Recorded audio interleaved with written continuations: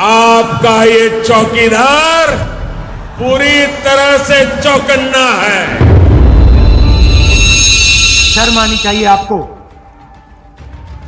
उसको आप 30,000 करोड़ रुपए देते हो चोर को।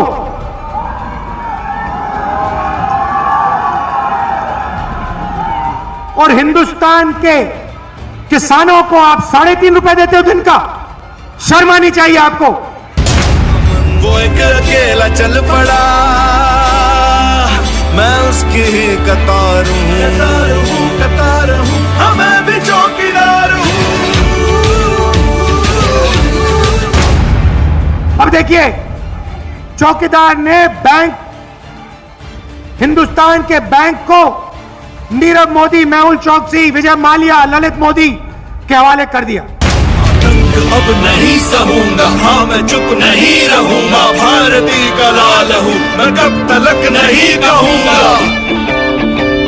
मैं सरहदों के हौसलों,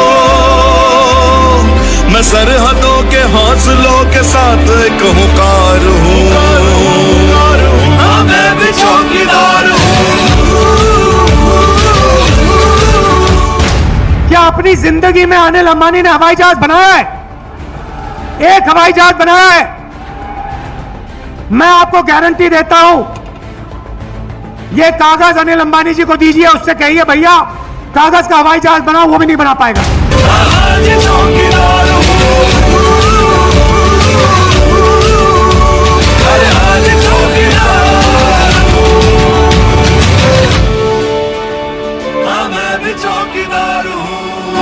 कहीं भी आप जाके कह दीजिए चौकीदार, चौकीदार, चौकीदार।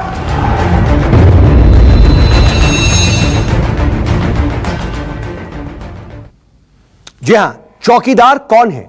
2019 का चौकीदार कौन होगा, इसका फैसला अगले 2 महीनों के अंदर हो जाएगा। लेकिन उससे पहले बीजेपी और कांग्रेस में टिकट को लेकर के विकट टेंशन मची हुई है। पार्टी में किसी को अपना पत्ता कटता हुआ दिखाई दे रहा है, तो कोई अपनी दावेदारी को चारों तरफ से पुख्ता करने में जुटा हुआ नजर आ रहा है। इस घमासान के बीच आइए हम आपको दिखाते हैं कि लोकसभा की कुछ ऐसी सीटें कौन सी हैं जिन पर बीजेपी के उम्मीदवार लिस्ट निकलने से पहले ही तकरीबन पक्के माने जा रहे हैं।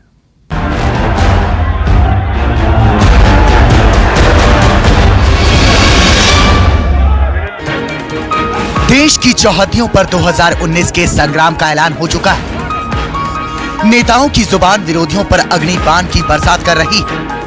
आरोपों और प्रत्यारोपों पर घमासान मचा है। लेकिन चुनावी मंच पर जारी इस महासंग्राम के पर्दे के पीछे एक दूसरा खेल भी चल रहा है। माननीय को अपने टिकट की टेंशन भी खूब सता रही है। बीजेपी के नेताओं की परेशानी खास बढ़ी क्योंकि फिलहाल पार्टी में हालात एक अनाथ और 100 बीमार जैसी है। इन सब के बीच आइए हम आपको बताते हैं कि ऐसे कौन कौन से नेता हैं जिनका टिकट करीब करीब तय माना जा रहा है। यूपी की बात करें तो 2014 में वाराणसी से बड़ी जीत हासिल करने वाले पीएम नरेंद्र मोदी का लड़ना तय माना जा रहा है। लखनऊ से राजनाथ सिंह की दावेदारी पर भी कोई सवाल नहीं दिखाई देता। गाजीपुर से मनोज सिन्हा को चुनौती देने वाला भी पार्टी में कोई नहीं दिखता। 2014 में सोनिया गांधी के खिलाफ अपनी सीट गंवाने वाली स्मृति ईरानी का भी यहां से लड़ना लगभग तय है। मोदी सरकार में मंत्री महेश शर्मा एक बार फिर नोएडा से उम्मीदवारी पेश कर सकते हैं। मुजफ्फरनगर से संजीव बालियान की दावेदारी इस बार भी काफी मजबूत है, जबकि उत्तराखंड के हरिद्वार से रमेश पोखरियाल निशंक का लड़ना भी तय माना जा रहा है। बीजेपी में टिकट की लड़ाई आसान नहीं है। एक सीट पर कई कई दावेदारों के नाम सामने आ रहे हैं और पार्टी की भी अभी तक पहली लिस्ट तक जारी नहीं हुई है, इसलिए नेता खासे परेशान दिखाई दे रहे हैं। लेकिन बिहार और झारखंड के कुछ नेताओं को अपनी दावेदारी बेहद पुख्ता नजर आ रही है। सारण से राजीव प्रताप रूडी का नाम लगभग तय है। बक्सर से अश्विनी चौबे को एक बार फिर से टिकट मिलना भी मुश्किल दिखाई नहीं दे रहा। पाटलिपुत्र सीट फिर से रामकृपाल यादव के पास जा सकती है। पूर्वी चंपारण से कृषि मंत्री राधा मोहन सिंह की दावेदारी भी पुख्ता है, जबकि हजारीबाग से जयंत सिन्हा का टिकट भी समझिए फाइनल ही है। बीजेपी में टिकट बंटवारे पर लगातार बैठकों का दौर जारी है। पार्टी के आला नेता कई दौर की माथापच्ची कर चुके हैं। ऐसे में ये तो कहना मुश्किल है कि लिस्ट में किसका नाम होगा और किसके लिए टिकट का खेल विकट बन जाएगा। लेकिन कुछ नेताओं के नाम पर पहले से ही मुहर तय मानी जा रही है। कई बार पार्टी लाइन के खिलाफ बोलने वाले नितिन गडकरी को इस बार भी पार्टी में चुनौती मिलना मुश्किल है। गुरुग्राम से राव इंद्रजीत सिंह का नाम भी इसी लिस्ट में रखा जा सकता है। हमीरपुर से अनुराग ठाकुर का नाम भी करीब करीब पक्का समझिए। उत्तर कन्नड़ से अनंत कुमार हेगड़े की दावेदारी इस बार भी काफी मजबूत है। बीजेपी की लिस्ट में किसकी किस्मत चमकेगी और किसका सितारा डूबेगा, ये तो अगले कुछ घंटों में तय होने ही वाला है। लेकिन इतना तो तय है कि पार्टी पर इनकी पकड़ पक्की है, इसलिए इनकी सीट भी पक्की है। Bureau report, news 24।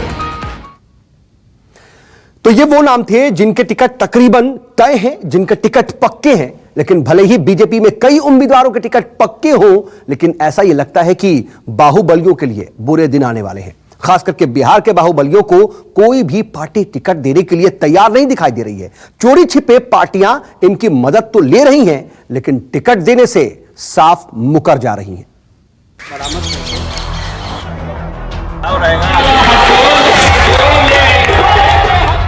जिनके डर से थर थर कांपता है बिहार,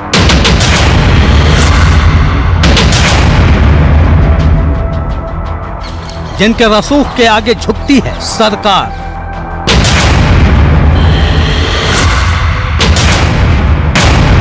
अब बिहार में ऐसे बाहुबलियों के बुरे दिन आ गए हैं।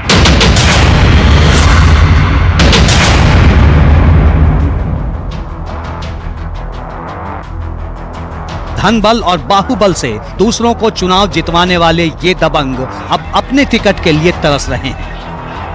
पार्टियों के दफ्तरों के चक्कर काट रहे हैं, छुटभैया नेताओं से फरियाद कर रहे हैं ताकि बात पार्टी आलाकमान तक पहुंच जाए, किसी तरह टिकट का जुगाड़ हो जाए। तकरीबन आधा दर्जन बाहुबली तो अकेले कांग्रेस के ही संपर्क में हैं, बाकी दूसरी पार्टियों के चक्कर काट रहे हैं, लेकिन कोई भी उन्हें टिकट देने को राजी नहीं।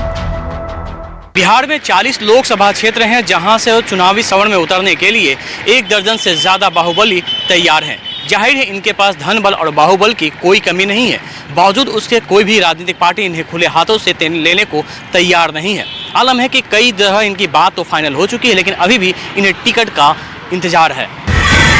टिकट की तलाश में भटकते बाहुबलियों की फहरिस्त में सबसे पहला नाम मोकामा के बाहुबली विधायक अनंत सिंह का है।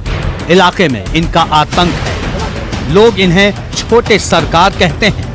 फिलहाल मुंगेर से लोकसभा चुनाव के टिकट के लिए वो कांग्रेसी नेताओं के तलवे चाट रहे हैं, लेकिन कोई भी इस दाग को अपने दामन से चिपकाना नहीं चाहता। मुंगेर से मोकामा तक बाहुबली सूरज भान सिंह का सिक्का चलता है। खुद मोकामा से एलजेपी के सांसद रह चुके हैं और फिलहाल उनकी पत्नी वीणा देवी भी मुंगेर की सांसद हैं, लेकिन पत्नी को दोबारा टिकट दिलवाना उनके लिए आसमान से तारे तोड़ने जैसा हो चला है। बिहार की राजनीति में बाहुबल से पहचान बनाने वाले पप्पू यादव सांसद तो बन गए, अपनी पार्टी भी बना ली, लेकिन इस बार जीतना टेढ़ी खीर बनी हुई है। कांग्रेस से टिकट चाह रहे हैं, आरजेडी से समझौता चाह रहे हैं, लेकिन हरी झंडी कहीं से नहीं मिली है। जब गठबंधन में मुकेश सहनी जी आकर के लीडर हो सकते हैं, कुशवाहा जी 4.5 साल रह करके लीडर हो सकते हैं, तो हम तो लगातार 5 साल कांग्रेस के आइडियोलॉजी के साथ खड़े रहे, तो फिर पप्पू यादव के हिस्सा होने में क्या दिक्कत है? जबकि खून की जरूरत होगी व्यक्तिगत तौर पर तो मदद की, तो पप्पू यादव खड़ा होगा लालू यादव जी के व्यक्तिगत चीजों में, वैचारिक चीज अलग है। हिना शहाब अंडरवर्ल्ड डॉन और सिवान से आरजेडी के सांसद रह चुके शहाबुद्दीन की पत्नी है। इलाके में अब भी शहाबुद्दीन का दबदबा है, लेकिन हिना के टिकट पर आरजेडी खामोश है। जनता पहले भी नहीं चाहती थी कि राजनीति में अपराधियों का बोलबाला हो या अपराधी राजनीति करें। अब जो परिदृश्य पूरी तरह से बदला है, तो कहीं ना कहीं वो एक राहत जनता भी महसूस कर रही है, और इसीलिए दलों पर एक नैतिक दबाव है, और ऐसे आपराधिक छवि के उम्मीदवारों से राजनीतिक दल अब किनारा करने लगे हैं। कभी बिहार में आतंक का पर्याय रहे लालू यादव के बड़े साले साधु यादव भी मोतिहारी या गोपालगंज से टिकट की होड़ में शामिल हैं, लेकिन अब तक किसी ने उनके आगे चारा नहीं डाला है। वैशाली से पिछले लोकसभा चुनाव में आरजेडी दिग्गज रघुवंश सिंह को हराकर सांसद बने बाहुबली नेता रमा किशोर सिंह का टिकट भी खतरे में है, क्योंकि पार्टी आला कमान से उनके रिश्ते बेहद खराब हो चले हैं। अजीत सरकार हत्याकांड से सुर्खियों में आए पूर्व विधायक और बेतिया के बाहुबली नेता राजन तिवारी भी टिकट के लिए कई दरबार में हाजिरी लगा चुके हैं, लेकिन अब तक उन्हें भी कहीं से भी आश्वासन नहीं मिला है। आरा के तरारी से कई बार विधायक रहे बाहुबली नेता सुनील पांडे भी इस बार आरा लोकसभा सीट से लोकसभा चुनाव के लिए हुंकार भर रहे हैं, लेकिन किसी ने टिकट का वादा नहीं किया है।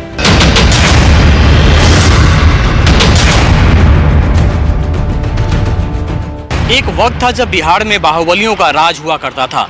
ये लोग जिस पार्टी से चाहते टिकट लेते और चुनाव जीत भी जाते थे, लेकिन आज माहौल बदल चुका है। आज इन बाहुबलियों को टिकट के लिए पार्टी के दफ्तर और आलाकमान की जी हुजूरी करनी पड़ रही है, लेकिन फिर भी टिकट मिले या नहीं मिले ये अभी तय नहीं है। कैमरामैन सनी के साथ अमिताभ ओझा, पटना न्यूज़ 24।